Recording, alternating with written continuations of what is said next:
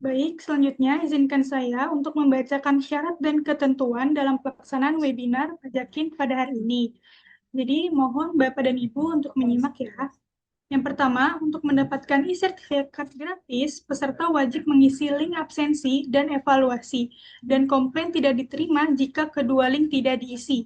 Yang kedua, link hanya dapat diakses dan dikirim melalui kolom chat Zoom. Yang ketiga, tim Pajakin akan mengirimkan link absensi di kolom chat Zoom setiap 5 menit sekali. Dan link absensi akan dibuka pada pukul 9.45 WIB dan ditutup pada pukul 11 WIB. Dan untuk link evaluasi dibagikan setelah sesi tanya jawab selesai dan ditutup pada saat webinar berakhir. Nah, yang kelima, peserta yang sudah bergabung disarankan tidak keluar masuk Zoom agar tidak tergeser dengan peserta lain. Dan yang keenam, pastikan nama dan email diisi dengan benar dan sesuai pada kedua link karena akan digunakan untuk e-sertifikat. Dan permintaan revisi nama itu tidak diterima ya. Oke, baik. Selanjutnya kita beralih ke rangkaian acara selanjutnya, yaitu Bapak dan Ibu mohon untuk mengaktifkan kameranya karena bertujuan untuk mendokumentasikan momen berharga yang sangat kami apresiasi atas kehadiran Bapak dan Ibu pada webinar hari ini. Untuk slide pertama, bersiap. 1, 2, 3. Oke, selanjutnya slide kedua. 1, 2, 3. Oke, yang terakhir di slide ketiga ya. 1, 2, 3. Oke, baik. Terima kasih Bapak Ibu. Selanjutnya, untuk mengawali acara pagi ini, marilah kita mendengarkan opening speech dari CEO Pajakin kepada Mas Gofur. Waktu dan jaringan kami persilahkan.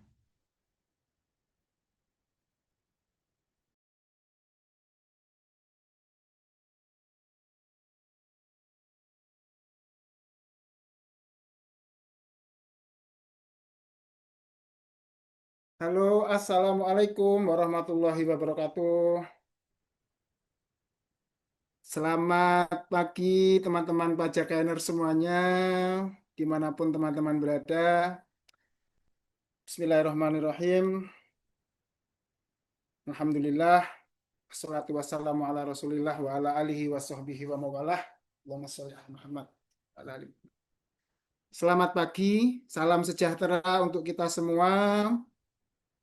Om Swastiastu, Namo Buddhaya, salam kebajikan.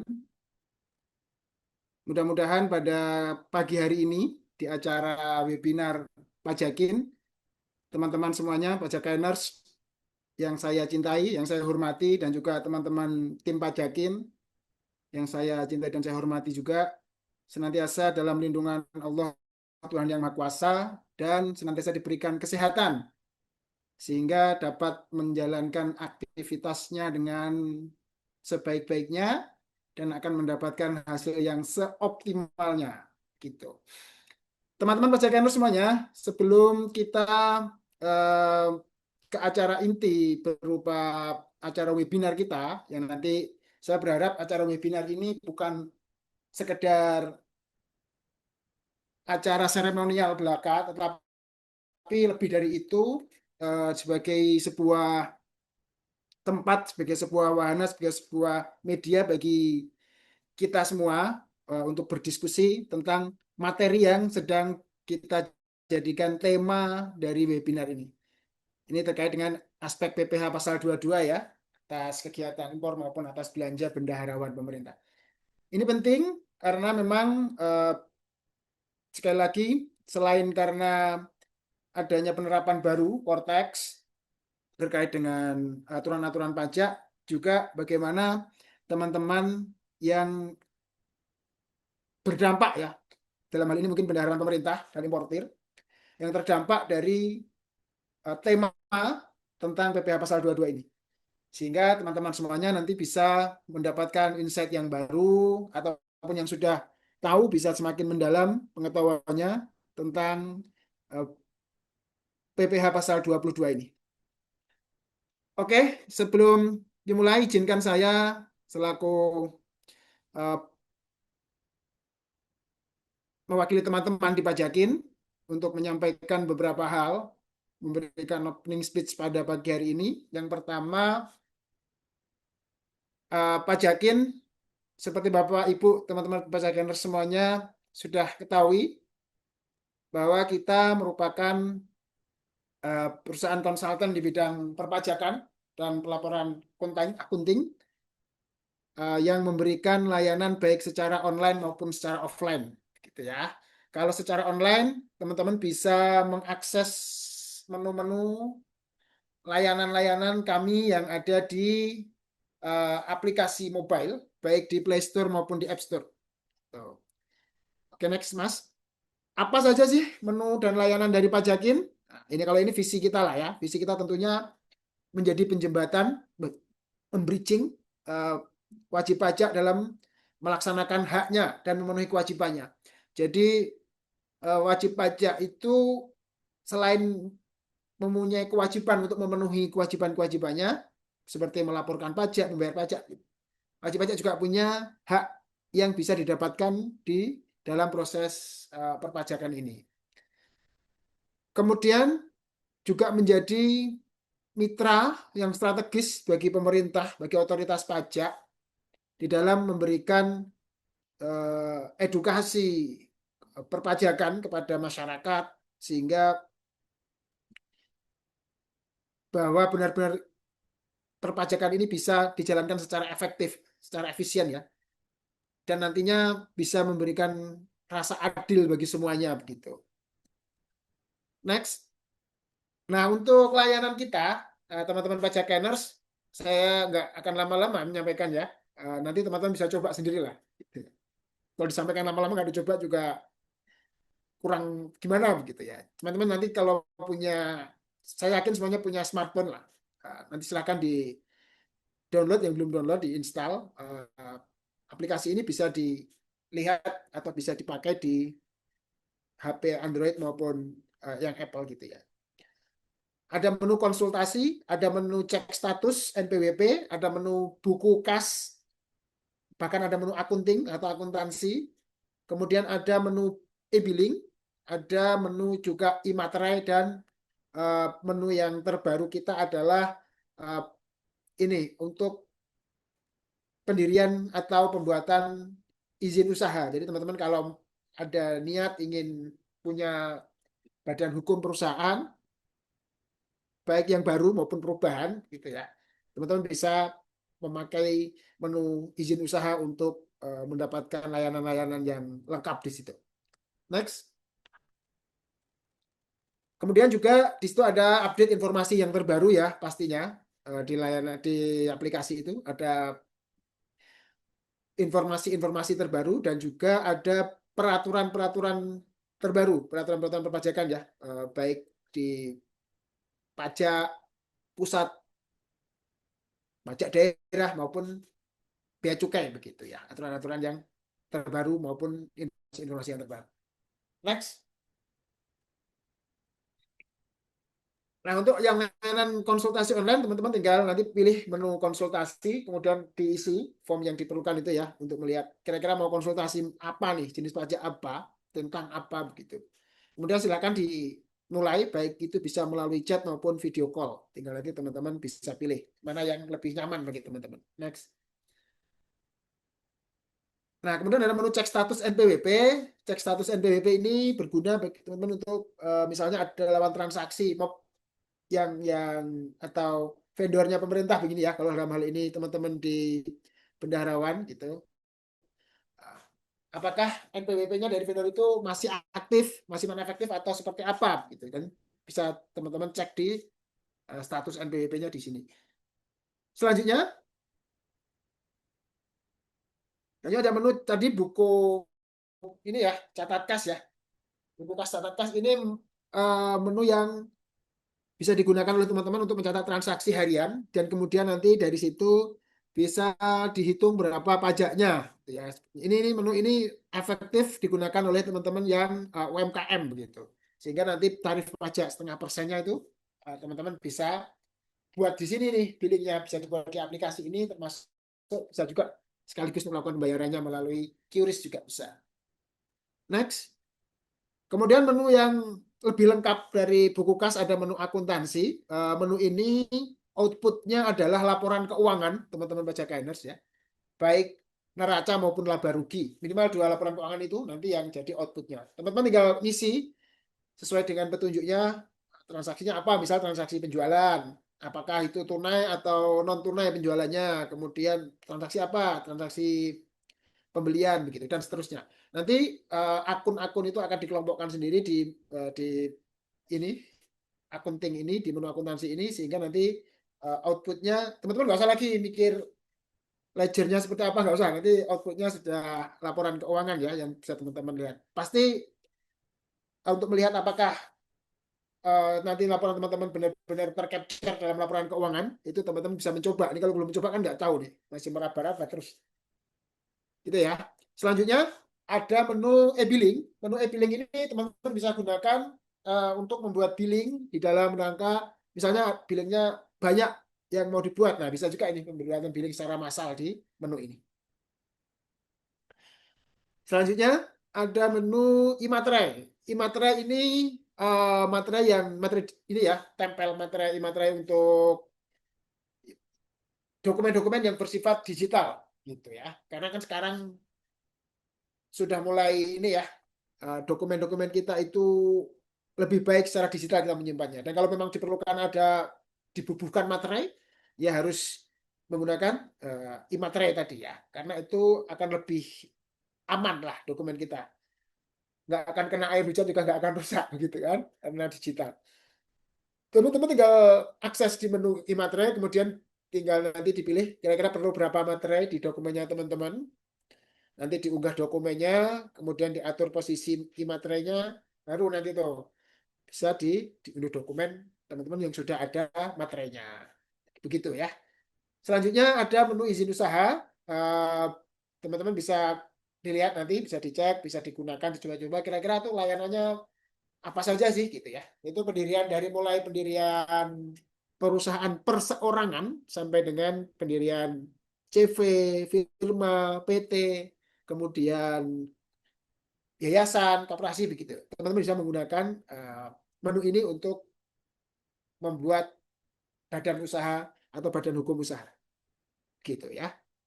Nah, kira-kira seperti itu teman-teman semuanya. Dan ini menu yang masih dalam tahap pengembangan. Insya Allah bisa segera untuk kita launching kalau memang nanti aspek dari kitanya siap maupun dari sisi di JP-nya juga siap. Karena kan ada menu e-filing dan menu e-buput ya, atau bukti unifikasi, e-buput unifikasi begitu. Termasuk e-registration juga. Selanjutnya, selain layanan online, kami juga berkomitmen untuk memberikan layanan secara offline bagi teman-teman yang membutuhkan atas case-case perpajakannya yang mungkin tidak bisa diselesaikan secara online begitu. Kalau bisa online ya selesaikanlah secara online. Tapi kalau nggak bisa, teman-teman nanti bisa menghubungi kami di admin pajakin, kira-kira layanan apa sih yang teman-teman perlukan begitu. Ini layanannya mulai dari compliance. Compliance itu bisa bulanan maupun tahunan.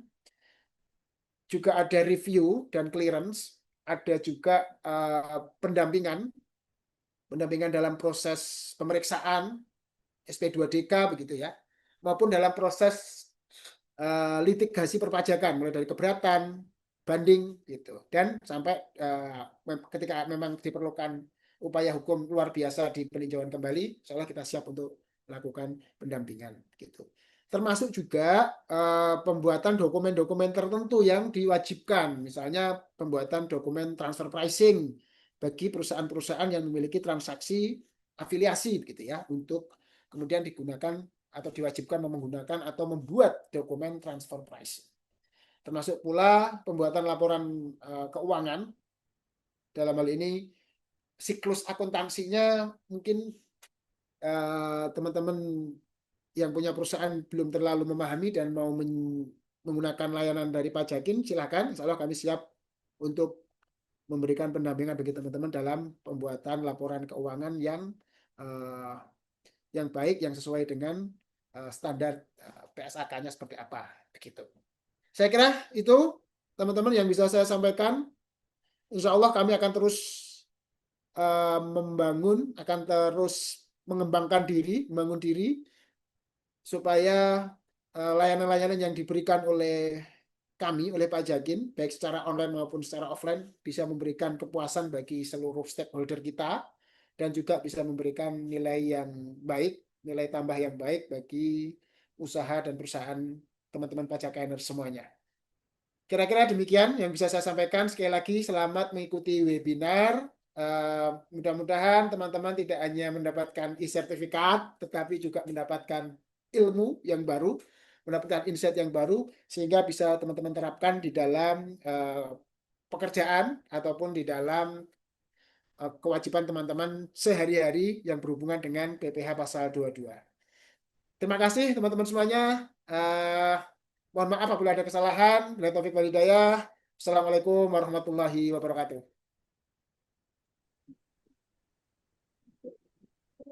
Baik, terima kasih Mas Gofur atas opening speech-nya. Alhamdulillah nih berkat Pajakainer semua yang terus mendukung kami, jadi Pajakin bisa tumbuh dan berkembang sampai sekarang ini. Semoga segala doa dan harapan untuk acara webinar kita hari ini terlaksana dengan baik. Baik, selanjutnya untuk webinar pada pagi hari ini kita akan membahas tentang memahami aspek PPh 22 atas impor dan transaksi dengan bendaharawan yang akan dipresentasikan oleh narasumber kita, Mas Fauzi, selaku accounting dan tax specialist dari Pajakin. Namun sebelum kita beralih ke Mas Fauzi, izinkan saya untuk mengingatkan kepada Bapak Ibu yang telah bergabung untuk mengisi link absensi yang sudah dikirimkan di kolom chat Zoom dan untuk mendapatkan e-sertifikat gratis. Nah, akan ditutup juga pada pukul 11 WIB dan Bapak Ibu untuk segera mengisi link absensi tersebut. Dan untuk link evaluasinya akan dikirimkan setelah sesi tanya jawab dan akan ditutup setelah webinar selesai. Jadi mohon Bapak Ibu untuk tidak keluar masuk Zoom ya, agar tidak tergeser dengan peserta lain. Serta jangan lupa juga untuk bergabung pada grup WhatsApp webinar yang nanti akan dikirimkan juga oleh tim kami, tim Pajakin, di kolom chat Zoom juga. Nah, untuk Bapak Ibu juga yang sudah memiliki pertanyaan, silakan mengisi link tanya jawab yang sudah dikirimkan juga di kolom chat Zoom. Karena nanti akan ada sesi tanya jawab yang akan dijawab langsung oleh narasumber kita yaitu Mas Fauzi. Kayak gitu. Nah, nanti juga kita akan memiliki sesi kuis sebanyak 3 kali yang nanti akan eh, berdasarkan materi yang akan dipaparkan oleh Mas Fauzi. Jadi mohon Bapak Ibu untuk menyimak agar bisa berkesempatan menang di kuis kita hari ini. Kayak gitu. Baik. Untuk Bapak Ibu, kita langsung aja ke acara inti pada hari ini, yaitu pemaparan materi memahami aspek PPh 22 atas impor dan transaksi dengan bendaharawan yang akan disampaikan oleh narasumber kita, Mas Fauzi. Namun sebelum kita mulai, mari kita sapa dulu nih Mas Fauzi. Halo Mas, Assalamualaikum. Bagaimana nih Ya, kabarnya? Waalaikumsalam Jasmine. Alhamdulillah baik. Gimana nih Mas, sudah siap belum nih memberikan kita semua insight dan pemahaman? Sudah siap Jasmine. Baik. Oke, kita semua udah nggak sabar nih buat dengerin pemaparan dari Mas Fauzi. Baik, kalau kayak gitu, kepada Mas Fauzi, waktu dan jaringan kami persilakan. Oke, terima kasih Jasmine dan juga Mas Kufur untuk memberikan kesempatan kepada saya untuk membawakan materi hari ini. Oke, jadi hari ini kita akan membahas terkait dengan aspek pajak penghasilan pasal 22 atas impor, kemudian ada juga dengan transaksi bendaharawan dan juga transaksi-transaksi lain ya selain bendaharawan. Oke, langsung aja. Yang pertama, kita mulai dari dasar hukumnya dulu. Untuk dasar hukum ini kita mengambil dari yang pertama, dasar hukum tertinggi yang pastinya adalah Undang-Undang Pajak Penghasilan. Kemudian aturan-aturan turunannya ada di PMK 81 tahun 2025 yang sebagaimana telah diubah terakhir kali oleh PMK 54 tahun 2025. Kemudian ada juga PMK 51 tahun 2025 dan juga Per DJP nomor 11 tahun 2025. Next. Oke, yang pertama kita perlu mengenal dulu nih karakteristik dari PPh pasal 22 ini seperti apa. Yang pertama, PPh pasal 22 ini adalah pajak penghasilan yang dipungut oleh pihak-pihak tertentu yang ditunjuk oleh Menteri Keuangan berdasarkan peraturan Menteri Keuangan, baik milik pemerintah maupun swasta. Kemudian karakteristik yang kedua, PPh pasal 22 ini dipungut atas kegiatan perdagangan barang, bukan atas penghasilan yang diperoleh. Jadi PPh pasal 22 ini hanya meliputi objek pajak sehubungan dengan perdagangan barang. Jadi kalau jasa itu tidak diatur di PPh pasal 22 ini. Kemudian untuk batas setor dan lapornya, karena PPh pasal 22 ini termasuk ke dalam PPh unifikasi, maka batas setornya yaitu adalah tanggal 15 bulan berikutnya, kemudian dilapornya maksimal tanggal 20 bulan berikutnya, sesuai dengan ketentuan batas setor dan lapor untuk pajak penghasilan unifikasi ya. Next. Oke, yang pertama di sini kita mau bahas dulu nih siapa aja pemungut dan juga objek dari pajak penghasilan pasal 22 ini. Sebagaimana yang tadi saya sudah sebutkan, kalau PPh pasal 22 ini tuh pajak penghasilan yang ditujukan untuk pemungut yang sudah ditentukan gitu ya oleh Menteri Keuangan. Di sini ada beberapa pemungut. Yang pertama ada Bank Devisa dan juga Direktorat Jenderal Bea Cukai itu memungut atas transaksi impor dan juga ekspor barang.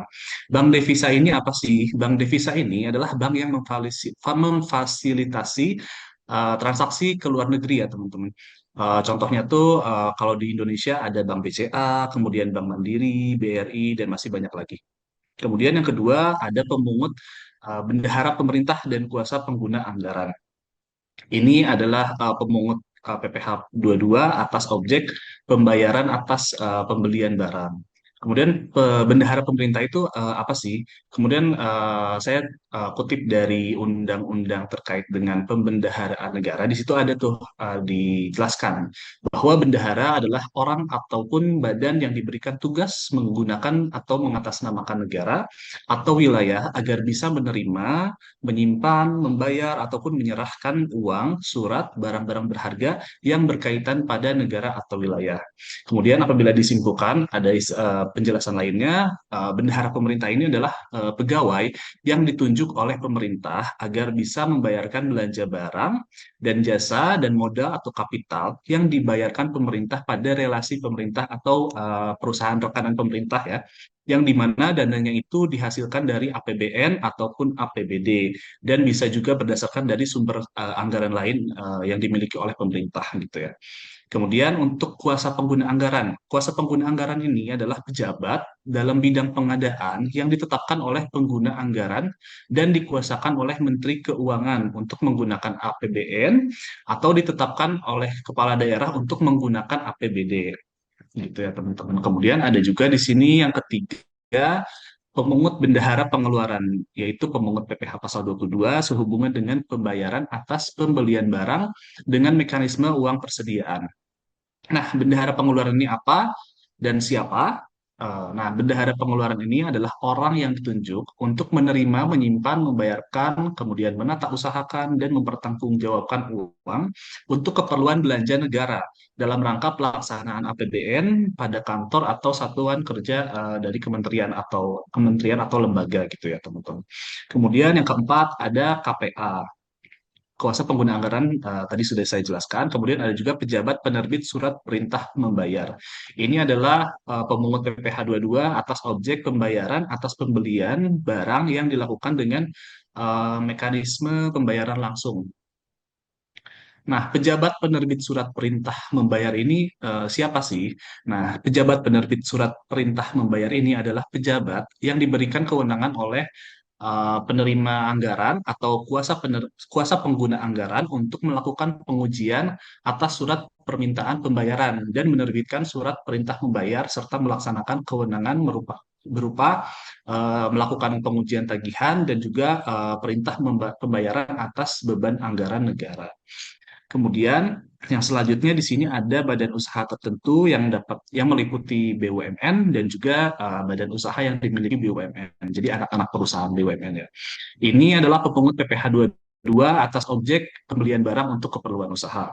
Kemudian yang selanjutnya ada badan usaha industri semen, industri kertas, industri baja, industri otomotif, dan juga industri farmasi.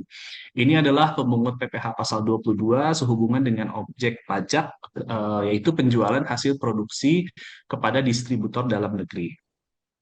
Yang selanjutnya, next.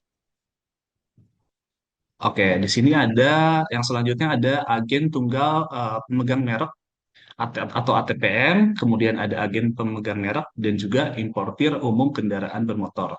Ini merupakan pemungut PPh pasal 22 sehubungan dengan objek pajak berupa penjualan kendaraan bermotor di dalam negeri. Nah, agen tunggal pemegang merek ini adalah perusahaan nasional yang ditunjuk oleh perusahaan manufaktur pemilik merek gitu ya di luar negeri untuk secara eksklusif mengimpor, memasarkan, mendistribusikan serta melayani layanan purna jual pada wilayah tertentu di Indonesia. Contohnya di Indonesia ini ada PT Honda Prospect Motor gitu ya yang memegang merek Honda milik Honda Motor Company Ltd secara eksklusif gitu ya untuk memiliki hak untuk mengimpor, memasarkan, mendistribusikan produk-produk Honda di Indonesia secara eksklusif. Kemudian yang selanjutnya ada pemungut produsen atau importir bahan bakar minyak, bahan bakar gas, dan pelumas. Ini adalah pemungut PPh 22 sehubungan dengan objek penjualan bahan bakar minyak, bahan bakar gas, dan pelumas. Kemudian yang selanjutnya ada juga badan usaha industri atau eksportir dalam sektor kehutanan, perkebunan, pertanian, peternakan, dan juga perikanan. Ini adalah pemungut PPh 22 sehubungan dengan objek pembelian bahan-bahan untuk keperluan industrinya. Industri yang tadi sektor-sektor tersebut. Kemudian yang selanjutnya ada pemungut badan usaha industri atau badan usaha. Ini adalah pemungut PPh 22 atas objek berupa pembelian komoditas tambang, batu bara, kemudian mineral logam dan mineral bukan logam dari badan ataupun orang pribadi yang memegang izin usaha pertambangan. Kemudian yang terakhir ada juga pemungut pabrikan emas yaitu pabrikan emas perhiasan, kemudian pedagang emas perhiasan dan atau pedagang emas batangan. Ini adalah pemungut PPh 22 atas objek berupa penjualan emas batangan di dalam negeri. Next. Nah, dari yang tadi telah saya sebutkan, objeknya apa aja, kemudian pemungutnya siapa aja, di sini ada juga ketentuan yang mengecualikan dari pemungutan PPh pasal 22. Yang pertama, ini adalah ada impor barang dan atau penyerahan barang yang berdasarkan ketentuan perundang-undangan itu tidak terutang pajak penghasilan. Nah, di sini yang dikecualikan dari pemungutan PPh pasal 22 juga ada tiga ya. Yang pertama itu ada yang memerlukan SKB, ada juga yang tidak memerlukan SKB gitu ya teman-teman. Nah, untuk yang pertama ini dia memerlukan SKB dari DJP. Kemudian yang kedua ada impor barang yang dibebaskan dari pungutan bea masuk dan atau pajak pertambahan nilai. Kalau untuk yang ini dapat dikecualikan tanpa adanya SKB gitu ya, langsung saat pemberitahuan impor kepada bea cukai. Kemudian yang ketiga ada impor sementara jika pada waktu impornya nyata-nyata dimaksudkan untuk diekspor kembali gitu ya. Jadi impor sementara itu adalah memasukkan barang impor ke dalam daerah pabean gitu ya di Indonesia yang memang benar-benar tujuannya itu untuk diekspor kembali. Misalkan untuk event gitu ya, untuk pameran gitu, barang-barang pameran yang didatangkan dari luar negeri, kemudian setelah pameran tersebut selesai nanti diekspor lagi. Nah, seperti itu contohnya.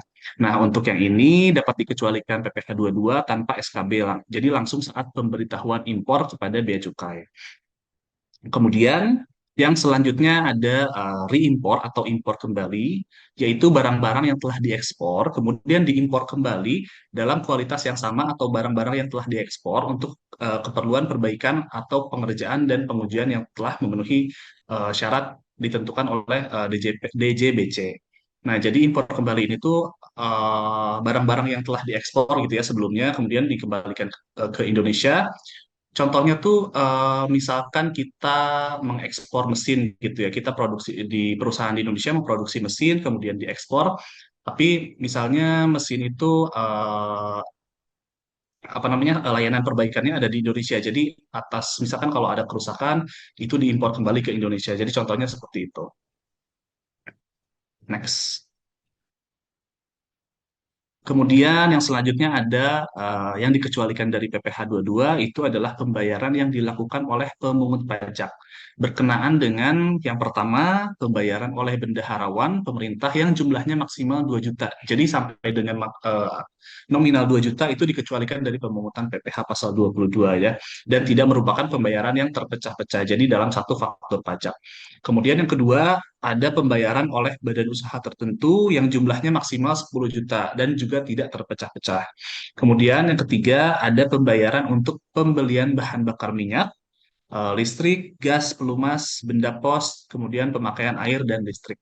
Kemudian yang keempat ada juga pembayaran untuk pembelian minyak bumi, gas bumi, dan atau produk sampingan dari kegiatan usaha hulu di bidang migas yang dihasilkan di Indonesia dari kontraktor atau kantor pusat kontraktor eksplorasi dan eksploitasi dengan kontrak kerjasama. Jadi ini sehubungan dengan pertambangan di bidang migas ya yang memiliki kontrak kerjasama. Kemudian yang kelima ada juga pembayaran untuk pembelian panas bumi atau listrik hasil pengusahaan panas bumi dari wajib pajak yang menjalankan usaha di bidang panas bumi dengan kontrak kerjasama. Ini juga merupakan sehubungan dengan kegiatan usaha panas bumi yang memiliki kontrak kerjasama gitu ya. Sama seperti nomor 4 harus ada kontrak kerjasamanya. Kemudian nomor 6 ada pembelian bahan-bahan kehutanan, perkebunan, pertanian, peternakan, dan perikanan yang belum melalui proses industri manufaktur untuk keperluan industri atau ekspor paling banyak senilai 20 juta. Kemudian yang ketujuh ada pembelian batu bara, mineral logam, dan juga mineral bukan logam dari badan atau orang pribadi pemegang izin usaha pertambangan yang telah dipungut PPh pasal 22 oleh badan usaha tertentu seperti BUMN atau perusahaan milik BUMN gitu ya, anak-anak perusahaannya. Oke, yang selanjutnya ada dari kiri atas dulu, yang nomor F itu ada impor emas batangan yang akan diproses untuk menghasilkan barang perhiasan dari emas untuk tujuan ekspor. Kemudian bawahnya ada penjualan kendaraan bermotor di dalam negeri yang dilakukan oleh industri otomotif ATPM, APM, importir umum yang telah dipungut PPh pasal 22 ayat 1 huruf C, yaitu PPh atas penjualan barang yang sangat mewah. Kemudian yang selanjutnya di huruf J ada pembelian gabah dan atau beras oleh bendahara pemerintah. Kemudian di sebelah kanan atas ada yang selanjutnya ada pembayaran untuk pembelian barang sehubungan dengan bantuan operasional sekolah, BOS gitu ya teman-teman. Kemudian yang nomor I yang bawahnya ada penjualan emas batangan oleh badan usaha yang memproduksi emas pada Bank Indonesia. Kemudian yang terakhir ada pembelian gabah dan atau beras oleh Bulog. Nah, untuk sorry ya, untuk yang tadi nomor keterangan yang dikecualikan poin A dan F itu dengan SKB, kemudian sisanya itu dapat dikecualikan tanpa adanya SKB gitu ya teman-teman. Kecuali untuk poin B dan C boleh di eh, mundur lagi yang D dan C itu diatur dengan aturan bea cukai gitu ya teman-teman. Untuk yang impor barang yang dibebaskan dari pungutan bea masuk dan pajak pertambahan nilai dan juga yang C impor sementara itu diatur langsung di peraturan DJBC Direktorat Jenderal Bea Cukai. Oke, next. Oke, saat terutangnya kapan sih untuk PPh pasal 22 ini? Untuk kegiatan impor, saat terutangnya itu adalah saat pembayaran bea masuk. Dalam hal bea masuknya itu ditunda atau dibebaskan, itu terutangnya itu saat penyelesaian pemberitahuan impor barang atau PIB gitu ya. Kemudian yang kedua ada untuk transaksi pembelian barang, saat terutangnya itu adalah saat pembayaran dilakukan. Kemudian untuk penjualan barang, itu terutangnya saat penjualan hasil produksi atau saat penerbitan surat perintah pengeluaran barang atau delivery order untuk penjualan BBM, gas dan juga pelumas. Kemudian yang terakhir adalah untuk untuk transaksi pembelian bahan untuk industri ini saat terutangnya itu adalah saat pembelian dilakukan gitu ya. Next. Nah, untuk ketentuan PPh pasal 22 di sini ada yang dipungut secara final, ada juga yang tidak final. Nah, perbedaannya apa? Kalau untuk yang tidak final ini nanti di akhir tahun pada saat SPT nanti dia bisa dikreditkan gitu ya. Kalau untuk yang final dia tidak bisa dikreditkan. Yang tidak final ini antara lain ada impor, kemudian ada pembelian barang, penjualan barang dan juga penjualan BBM, gas, pelumas pada selain penyalur. Kalau yang final itu ada sehubungan dengan penjualan BBM, gas, pelumas pada penyalur agen gitu ya. Nah, kemudian para pemungut ini, pemungut PPh pasal 22 ini nanti setelah membuat bukti potong itu wajib melaporkan hasil pungutannya menggunakan surat pemberitahuan masa SPT unifikasi ya, teman-teman. Gitu. Next. Nah, untuk tarifnya di sini sangat beragam ya, karena kan objeknya juga sangat beragam untuk PPh pasal 22 ini sebetulnya. Yang pertama, sehubungan dengan impor, itu yang pertama tarifnya 10% dari nilai impor untuk barang tertentu sesuai lampiran A PMK 41 tahun 2022, baik dengan API maupun tanpa API. Kemudian ada tarif yang 7,5% dari nilai impor, itu untuk barang tertentu sesuai lampiran B PMK 41 tahun 2022, baik dengan API ataupun tanpa API. API itu angka pengenal impor ya.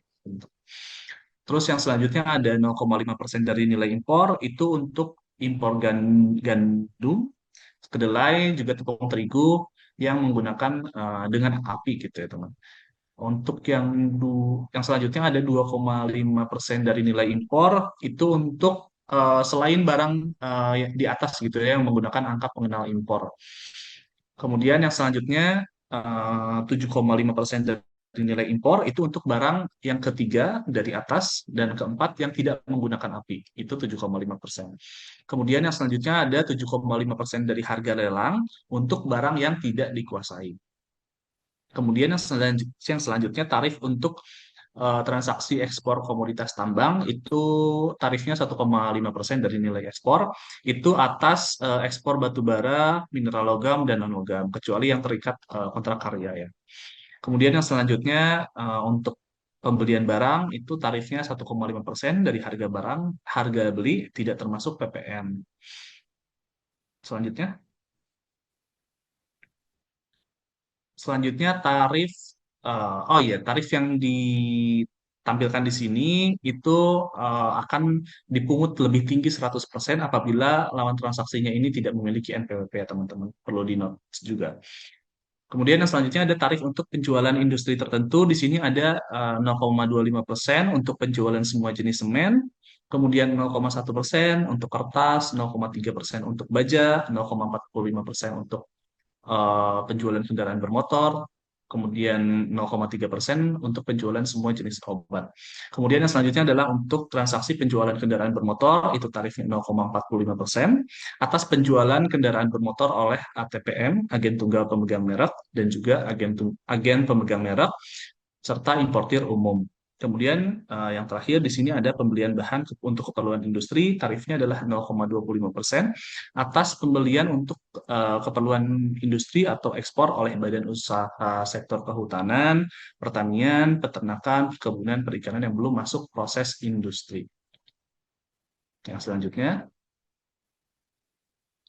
selanjutnya adalah tarif PPh pasal 22 untuk penjualan BBM, BBG, dan juga pelumas. Di sini untuk BBM ada yang 0,25%, itu atas penjualan kepada SPBU yang dibeli dari Pertamina dan anak perusahaannya. Kemudian kalau yang dibeli selain dari Pertamina dan anak perusahaannya itu tarifnya 0,3%. Kemudian untuk penjualan kepada pihak lain tarifnya 0,3% juga.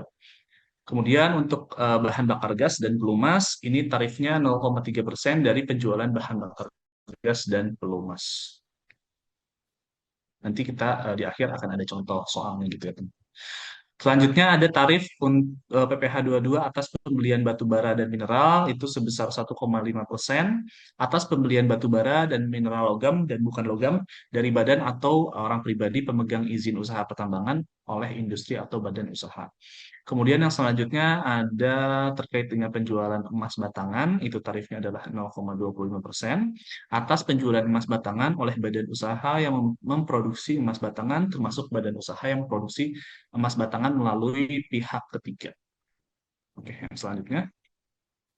Yang selanjutnya ini adalah tarif untuk transaksi antara bendahara pemerintah dengan rekanan pemerintah yang memiliki omset di bawah 4,8 miliar atau UMKM. Nah, untuk transaksi ini ada beberapa hal yang perlu diperhatikan. Yang pertama, itu meminta rekanan menunjukkan surat keterangan PPH final UMKM bahwa dirinya adalah merupakan UMKM dan omsetnya masih di bawah 4,8. Perlu menunjukkan suketnya itu ya untuk nantinya sehingga dapat memperoleh tarif sebesar 0,5% gitu. Dipungut PPh dua-duanya adalah sebesar 0,5%. Kemudian melakukan penyetoran dengan sebelumnya membuat kode billing dengan kode 41128 dan jenis setoran 423. Next.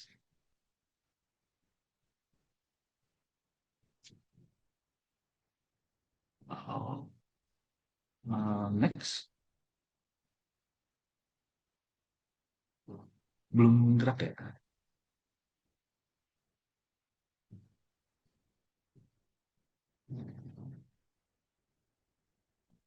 Hmm, Mbak Jasmine atau di sini ya?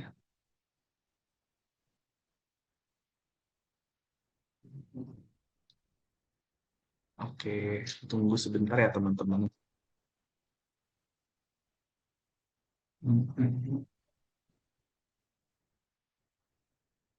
Tadi di slide tarif.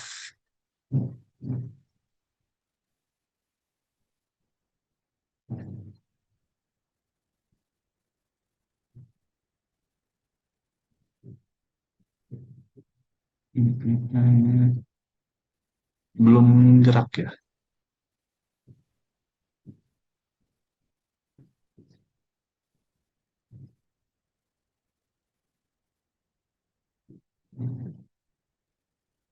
Slide sebelumnya tadi. Nah, ini. Oke, yang setelah ini, slide setelah ini.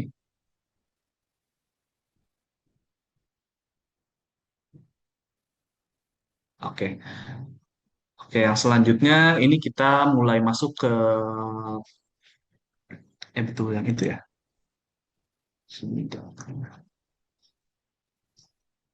Hmm,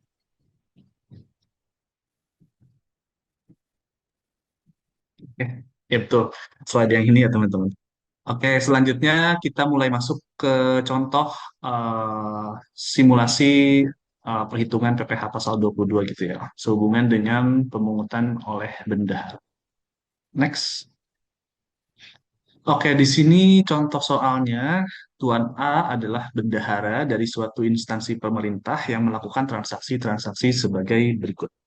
Yang pertama, pada 1 Januari 2025, Tuan A membeli secara tunai makanan siap saji dari sebuah restoran seharga 900.000 untuk keperluan rapat kerja unit bagian keuangan dan pengelola dari instansi pemerintah di atas. Kemudian pada tanggal 5 Januari membeli secara tunai alat-alat tulis kantor seharga 1,5 juta dan buku pedoman tentang akuntansi yang nantinya akan didistribusikan gitu ya ke unit kerja di instansi pemerintah tersebut seharga 1,5 juta juga yang dibeli dari toko buku Bina Lestari yang memiliki NPWP. Kemudian toko buku Bina Lestari tersebut menerbitkan faktur pajak dengan kode nomor seri sebagai berikut.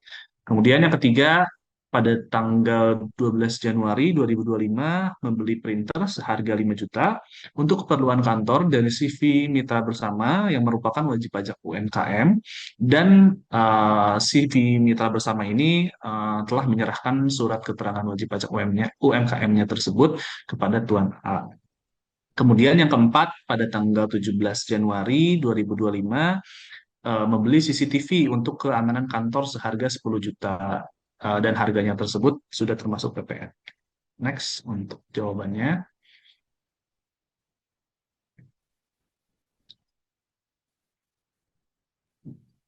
Next.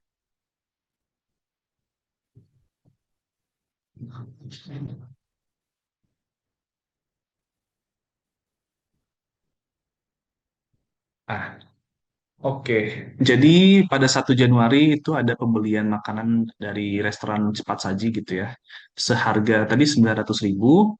Karena nilai pembeliannya itu di bawah 2 juta, maka atas pembelian tersebut, seperti yang telah saya sebutkan juga sebelumnya, telah saya jelaskan sebelumnya bahwa untuk pembelian yang nominalnya di bawah 2 juta itu dikecualikan dari pemungutan PPh pasal 22, sehingga untuk yang transaksi tanggal 1 Januari ini tidak dipungut PPh pasal 22. Kemudian tanggal 5 Januari 2025 membeli alat kantor seharga 1,5 juta dan juga buku pedoman akuntansi gitu ya sebanyak 1,5 juta dan dijadikan dalam satu faktur pajak. Oleh karena itu secara total nilainya adalah 3 juta. Oleh karena itu dilakukan pemungutan PPh pasal 22 karena nilainya telah melebihi 2 juta ya teman-teman. Jadi di sini PPh pasal 22-nya tarif atas pembelian barang itu adalah senilai 1,5% dikalikan dengan DPP-nya sebesar 3 juta ya, dan hasilnya adalah PPh terutangnya adalah PPh 45.000. Kemudian yang selanjutnya tanggal 12 Januari 2025 melakukan transaksi pembelian printer kepada lawan transaksi yang merupakan UMKM. Oleh karena itu, pemotongan PPh pasal 22-nya itu menggunakan tarif 0,5%. Karena dalam hal ini juga CV yang tadi pihak penjualnya itu dia telah menyerahkan suket UMKM-nya juga ya teman-teman, sehingga dapat memperoleh tarif sebesar 0,5%. Sehingga perhitungannya PPh pasal 22-nya itu adalah 0,5% dikalikan dengan 5 juta, hasilnya PPh terutangnya 25.000. Kemudian yang selanjutnya tanggal 17 Januari itu atas pembelian CCTV ya tadi ya senilai 10 juta, tapi di sini harganya itu sudah termasuk PPN. Jadi kita cari dulu DPP PPN-nya itu berapa. Di sini hitungannya adalah 100 dibagi 111 menggunakan tarif yang terbaru ya teman-teman, dikali 10 juta.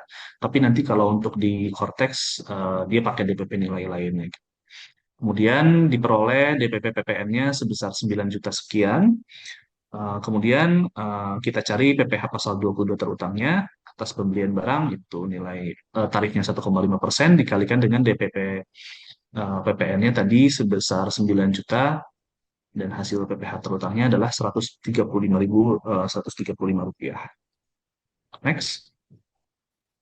Di sini kita lihat untuk setor dan lapornya. Yang pertama, si Tuan A ini, bendahara ini, membuat bukti pemotongan PPh pasal 22 di bagian ibu pot ya, di Cortex, pada bagian BPPU, atas pemungutan PPh unifikasi PPh pasal 22 PPh pasal 22. Kemudian setelah membuat bukti potong nanti diupload, kemudian membuat SPT masa unifikasinya. Setelah SPT masa unifikasinya dibuat, kemudian nanti akan muncul kode billingnya gitu ya, untuk pembayaran PPh pasal 22 yang sebetulnya sudah terkelompokkan menjadi PPh unifikasi ya kalau sekarang, bersamaan dengan PPh 23 dan lain-lainnya. Next. Oke, di sini ada kita coba uh, pakai skema lain ya. Coba terkait dengan pembelian oleh bendahara pengeluaran.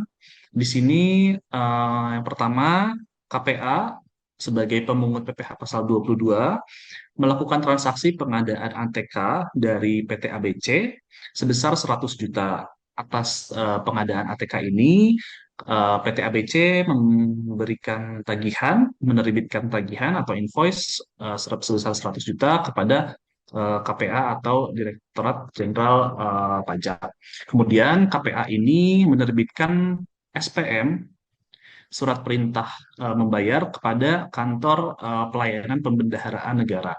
KPPN Mitra. KPPN ini adalah Kantor Pelayanan Bendaharawan Negara atau sebuah unit pelaksana teknis di bawah Direktorat Jenderal Pembendaharaan Kementerian Keuangan yang memang tugasnya itu mengelola keuangan negara di daerah, mulai dari pencairan eh, salah satunya adalah pencairan dana APBN melalui SP2D. Jadi setelah si KPPN ini menerima SPM dari KPA, kemudian KPPN menerbitkan SP2D atau surat perintah pencairan dana ke Bank Mitra. Kemudian nanti Bank Mitra akan mencairkan dana kepada KPA yang selanjutnya nanti akan membayarkan atas invoice pengadaan ATK ke PT ABC gitu ya. Dan memungut PPh pasal 22 sebesar 1,5% dari 100 juta. Kemudian yang selanjutnya ini sehubungan dengan transaksi penjualan. Ini hampir sama ya, eh, sehubungan dengan penjualan pengadaan ATK seharga 100 juta, di mana KPA di sini bertransaksi dengan PT ABC, kemudian kemudian KPA ini menerbitkan SPM ke KPPN, kemudian tapi di sini yang menerbitkan bukti potongnya adalah KPPN. Jadi bukti potong PPh pasal 22-nya diterbitkan oleh KPPN, nanti diberikan kepada PT ABC. Kemudian selain itu KPPN juga menerbitkan surat perintah pencairan dana ke Bank Mitra yang selanjutnya nanti akan mencairkan dana atas pengadaan ATK KPA, atas pengadaan ATK oleh KPA, dan nanti Bank Mitra langsung membayarkannya ke PT ABC. Selanjutnya, ini sehubungan dengan penjualan obat-obatan, di mana penjualan obat-obatan ini adalah tarifnya sebesar 0,3%. Jadi di sini PT ABC Industri Farmasi menjual obat gitu ya, ke obat-obatan ke PT XYZ. Eh, Kemudian atas penjualan ini si PT ABC ini memungut PPh pasal 22 sebesar 0,3% dari 100 juta ya. Yang mana nanti si PPh dua-duanya ini akan disetorkan dan dilaporkan oleh si PT ABC. Next. Oke. Yang selanjutnya di sini ada simulasi perhitungan PPh pasal 22 atas impor. Di sini PTA mengimpor mesin seharga 500.000 US dollar, dikenakan bea masuk sebesar 20%, serta membayar asuransi sebesar 10.000 USD dan biaya angkut sebesar 40.000 USD. Pada saat dilakukan impor, kurs KMK-nya adalah 1 USD sama dengan 8.000. Kemudian berapakah PPh pasal 22 impor yang harus dibayarkan oleh PTA? Next. Oke, atas transaksi antara PTA dan tadi PT apa ya, dengan lawan transaksinya itu yang pertama kita cari tahu dulu nilai harga impornya yang terdiri dari cost, freight dan insurance, ditambahkan 500 ribu, kemudian ditambahkan 10.000, ditambahkan 40.000, eh, apa namanya, diperoleh 550.000. Kemudian atas harga impor ini, atas CIF ini dikalikan dengan tarif biaya masuk sebesar 20% ya tadi di soalnya, sehingga diperoleh 110 juta, kemudian 110.000 US dollar. Kemudian kita dapat menghitung nilai impornya, yaitu harga impor yang 550.000 tadi, ditambahkan dengan biaya masuk yang nantinya akan menjadi dasar pengenaan PPh pasal 22 atas impor. 550.000, kemudian ditambahkan dengan 110.000 biaya masuknya, dan hasilnya 660.000. Next. Nah, di sini kita asumsikan yang pertama, kalau misalkan memang transaksinya dengan API, itu tarifnya sebesar 2,5%, dikalikan dengan 660.000, dikalikan dengan kurs KMK-nya 8.000, sehingga diperoleh 132 juta. Kemudian kita asumsikan bahwa transaksinya tanpa API, sehingga tarifnya adalah 7,5%, dikalikan dengan 660.000, dikalikan dengan kurs KMK-nya sebesar 8.000, sehingga diperoleh 396 juta. Begitu. Next. Oke, cukup sekian presentasi dari saya. Sebetulnya kalau untuk PPh pasal 22 ini, apalagi belakangan ini kan banyak sekali ya apa namanya objek-objek pajak, objek-objek PPh pasal 22 yang baru ya, seperti misalkan kemarin itu kan ada aturan terbaru terkait dengan PPh, pemungutan PPh 22 atas transaksi di platform online gitu ya. Tapi mungkin nanti kita akan bahas di sesi selanjutnya ya teman-teman. Gitu. Oke, kembalikan ke Jasmine. Oke, baik Mas. Terima kasih banyak Mas atas pemaparannya. Materinya insightful banget, keren banget. Apalagi tadi udah ada contoh kasusnya juga ya, jadi makin paham. Terima kasih Mas. Baik, oke, Ya, selanjutnya kita langsung beralih aja pada sesi kuis. Jadi mohon Bapak Ibu untuk mendengarkan. Saya akan membacakan rules-nya dulu. Jadi ketika saya hitung mundur, nanti Bapak dan Ibu aktifkan raise hand-nya. Jadi nanti peserta tercepat akan kami pilih dan akan menjawab kuis yang akan nanti saya bacakan. Eh, dan Bapak Ibu dan jangan mengaktifkan raise hand dulu sebelum saya selesai menghitung mundur. Kayak gitu. Eh, Mungkin langsung aja kali ya kita mulai kuisnya, kuis pertama. Baik, saya hitung mundur ya. 3, 2, 1.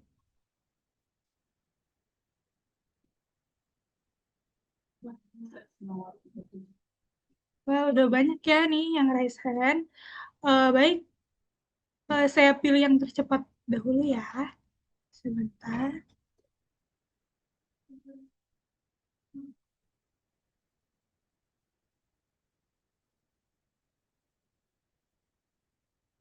Oke.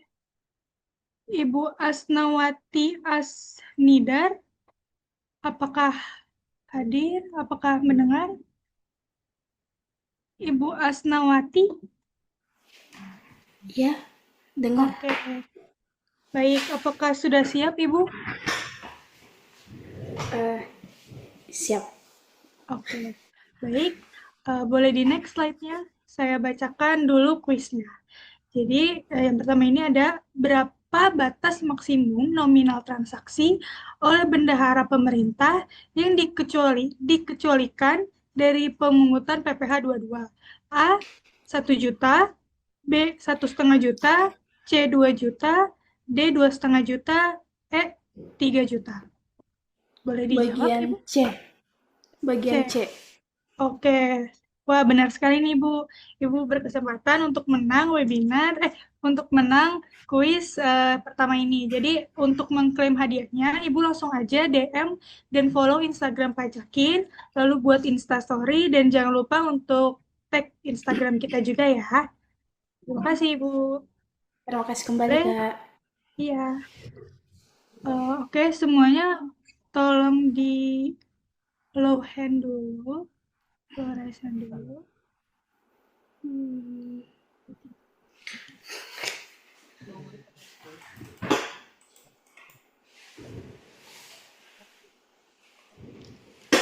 Oke, kita lanjut ke kuis yang kedua. Saya hitung mundur dulu ya. 3, 2,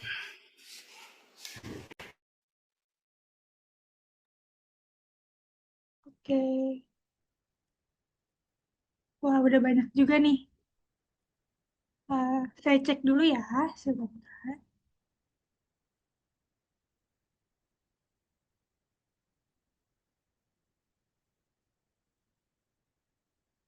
Oke, untuk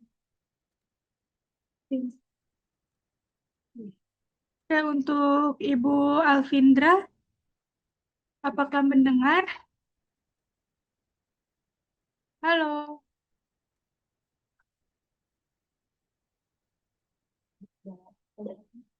Oke, mendengar ya? Oke. Langsung aja nih ke kuis kedua. Boleh di next slide-nya? Oke.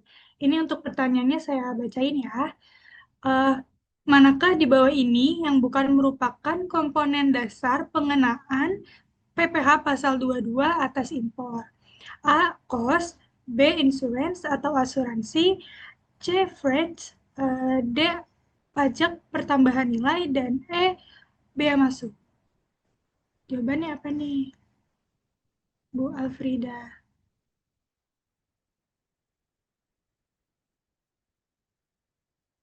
Oke, D ya. Oke, benar sekali nih.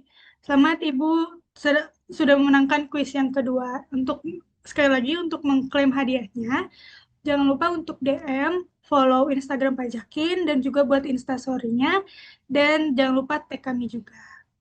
Oke, terima kasih. Oke, ini kuis yang terakhir. Eh, saya hitung mundur lagi ya. 3, 2, 1. Wah, sudah banyak juga nih. Bentar ya, saya cek.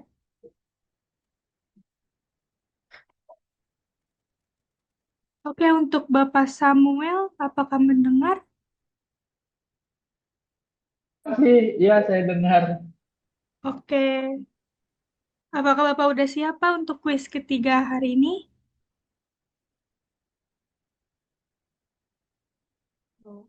Halo?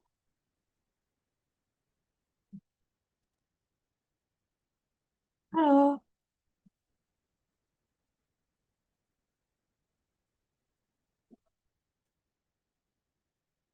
Halo? Oke, udah.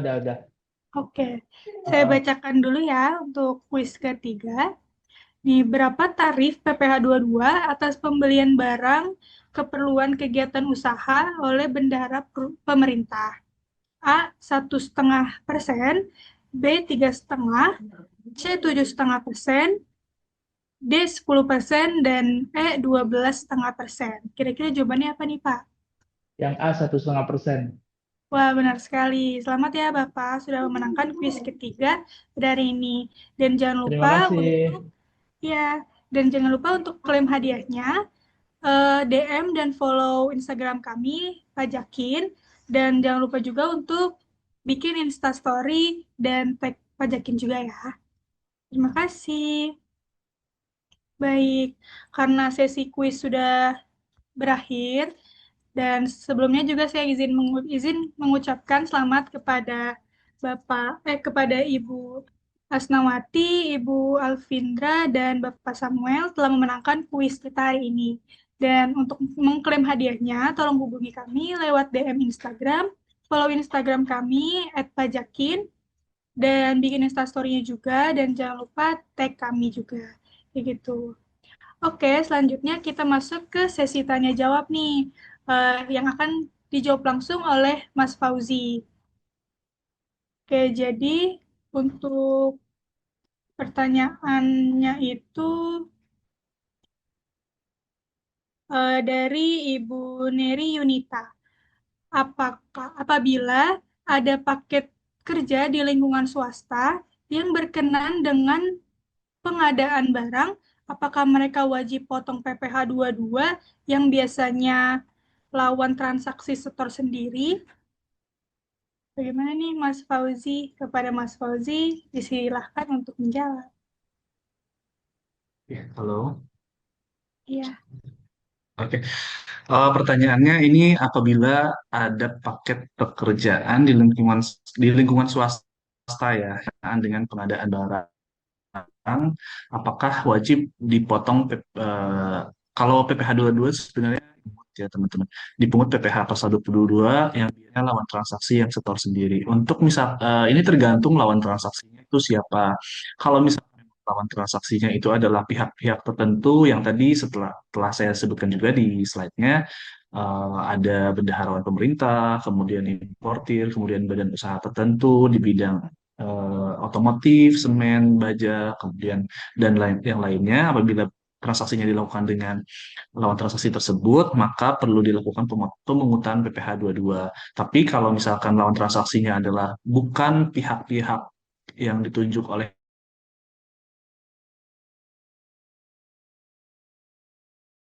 pemerintah sebagai pemungut PPh 22, maka tidak 22. Dan yang pihak yang memungut PPh 22-nya pun adalah pihak-pihak yang ditunjuk tersebut gitu ya. Jadi kita sebagai penjual, misalkan kita yang menjual barang, dan pihak apa namanya pemungut PPh 22-nya pembeli, nanti yang memungut PPh 22-nya ya mereka gitu. Pihak-pihak yang memang secara aturan ditunjuk sebagai pemungut PPh pasal 22 gitu. Begitu Jasmine. Oke, baik. Apakah Bu Neri sudah menjawab pertanyaannya? Sudah terjawab ya. Baik, untuk pertanyaan kedua ada dari Bapak Cecep Sopian. Jika seorang importir tidak memiliki angka pengenal impor atau API, berapa PPh 22 yang harus dibayar? Bagaimana nih Mas Fauzi? Oke, jadi kalau misalkan importir itu tidak memiliki API ya gitu, angka pengenal impor tarifnya berapa? Tadi sudah dijelaskan juga di slide, kalau untuk impor barang yang tidak memiliki API itu tarifnya 7,5% gitu ya. Tapi kalau misalkan menggunakan API itu bermacam-macam tuh, tadi ada yang 2,5%, ada yang berapa ya tadi? Bermacam-macam. Tapi kalau memang dia tidak memiliki API itu tarifnya sebesar 7,5% berdasarkan aturannya itu ada di PM 81 tahun 2025 2024. Begitu Jasmine, tarifnya 7,5%. Oke, baik. Apakah Bapak Cecep Sofian jawaban ini sudah menjawab ya? Baik, terima kasih. Untuk pertanyaan ketiga ada dari Ilya, Ibu Ilya. Siapa yang membuat bukti potong PPh 22? Oke. Siapa sih yang membuat bukti potong PPh 22-nya gitu ya? Berdasarkan aturannya, karena kan untuk pemungutan PPh 22 ini khusus ditujukan untuk pihak-pihak yang memang sudah ditunjuk gitu ya berdasarkan peraturan untuk memungut PPh 22. Termasuk juga membuat bukti potongnya. Jadi nanti di bukti potongnya itu dibuat oleh pemungut PPh 22. Jadi bukan kita gitu ya sebagai misalkan penjual gitu. Tapi mereka pihak-pihak yang memang ditunjuk sebagai pemungut PPh 22 yang sekaligus nanti membuat bukti potongnya. Nanti kita menerima bukti potong, kemudian atas bukti potong tersebut dapat dikreditkan sepanjang PPh 22-nya itu bersifat tidak final ya. Sementara kalau misalkan PPh 22-nya bersifat final, seperti tadi kalau tidak salah untuk penjualan BBM, gas dan pelumas yang melalui agen penyalur, kalau tidak salah, itu dia sifatnya final sehingga tidak bisa dikreditkan. Kalau misalkan yang sifatnya tidak final, itu bisa dikreditkan PPh 22-nya gitu ya. Yes. Oke, baik Mas Fauzi. Eh, Selanjutnya ada di pertanyaan terakhir karena ini, oke. Dari Lailatul Rifa. Jadi apakah ada perbedaan dari PPh 22 impor untuk WP UMKM dibandingkan dengan WP badan usaha besar? Oke, jadi tarif impor untuk WP UMKM gitu ya. Kalau untuk WP UMKM, sepanjang wajib pajak tersebut dapat membuktikan dengan adanya suket gitu ya, memperlihatkan surat keterangan bahwa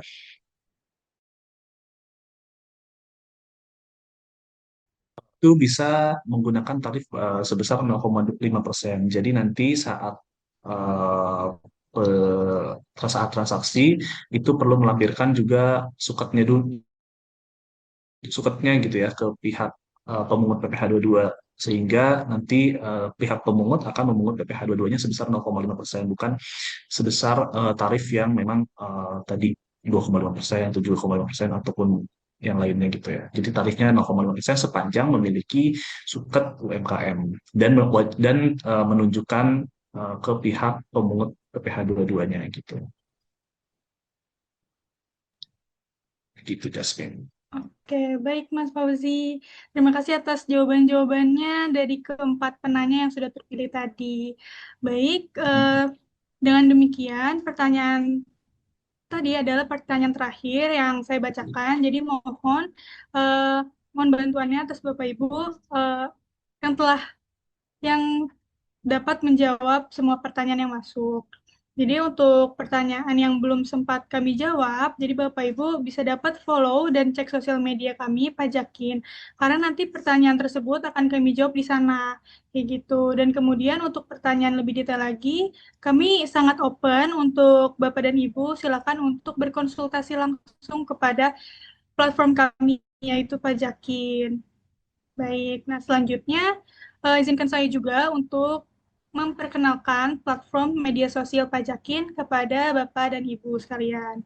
Nah, di sini itu ada Instagram kami, yaitu Pajakin, yang menampilkan konten-konten perpajakan terbaru, terus informasi webinar edukasi perpajakan, dan itu selain Instagram Pajakin, kami juga ada beberapa media sosial lainnya, yaitu ada Live at Pajakin. Di sini kami akan banyak sharing konten-konten seru tentang keseruan dan keseharian kami di Office Pajakin.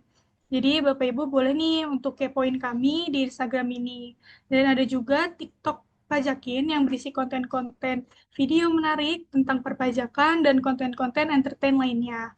Nah, selanjutnya juga ada YouTube Official Pajakin. Di sini biasanya kami upload video rekaman webinar kami nih. Nah, selanjutnya juga ada YouTube Pelapak Pajak. Nah, di sini tuh banyak sekali podcast-podcast seputar perpajakan yang menarik. Jadi jangan lupa subscribe, komen, likes, dan tonton ya. Dan yang terakhir, kami juga punya website atau blog artikel pajak yang berisikan berita dan informasi pajak terbaru. Jadi, Bapak dan Ibu silakan follow semua media sosial Pajakin untuk mendapatkan update peraturan perpajakan terbaru dan info webinar Pajakin selanjutnya. Nah, kami ingatkan kembali untuk peserta webinar untuk mengisi link absensi dan link evaluasi yang sudah sudah di-share di kolom chat Zoom sebagai syarat untuk mendapatkan e-sertifikat nanti. Kayak gitu. Nah, kami ingatkan juga untuk peserta yang belum bergabung di WhatsApp group, boleh untuk silakan join di WhatsApp group kami. Dan silakan juga untuk di-share di WhatsApp group nanti e-sertifikatnya dan materinya juga. Kayak gitu. Oke, terima kasih banyak. Tak terasa nih kita udah di penghujung acara, yaitu sudah berakhir. Jadi terima kasih kami ucapkan sebanyak-banyaknya atas waktu dan ketersediaan yang hadir untuk di webinar pagi hari ini. Dan tidak lupa juga kami berterima kasih kepada CEO Pajakin, yaitu Mas Arif Rahman, dan CEO Pajakin, Mas Gofur, serta narasumber kita, yaitu Mas Fauzi, yang telah berkenan menyampaikan ilmu materi yang sudah sangat insightful tadi kepada kami semua. Begitu. Jadi semoga yang telah disampaikan itu berguna untuk kita semua. Amin. Nah, jika Bapak dan Ibu sedang mengalami kesulitan dalam menempuh kewajiban perpajakan, kami dari Pajakin juga memiliki tim konsultan pajak profesional yang bersedia membantu Bapak dan Ibu untuk mendapatkan solusi perpajakan terbaik dan akurat. Oh iya, jangan lupa juga untuk tetap menggunakan aplikasi Pajakin untuk mendapatkan solusi pajak dalam genggaman. Saya Jasmine, selaku Master of Ceremony, mohon maaf atas terdapat kesalahan yang ada dan hal-hal yang kurang berkenan. Sampai jumpa kembali di webinar edukasi perpajakan selanjutnya. Saya mohon izin untuk menutup webinar pada pagi hari ini. Wassalamualaikum warahmatullahi wabarakatuh. Selamat siang semuanya. Sampai jumpa di webinar Pajakin selanjutnya.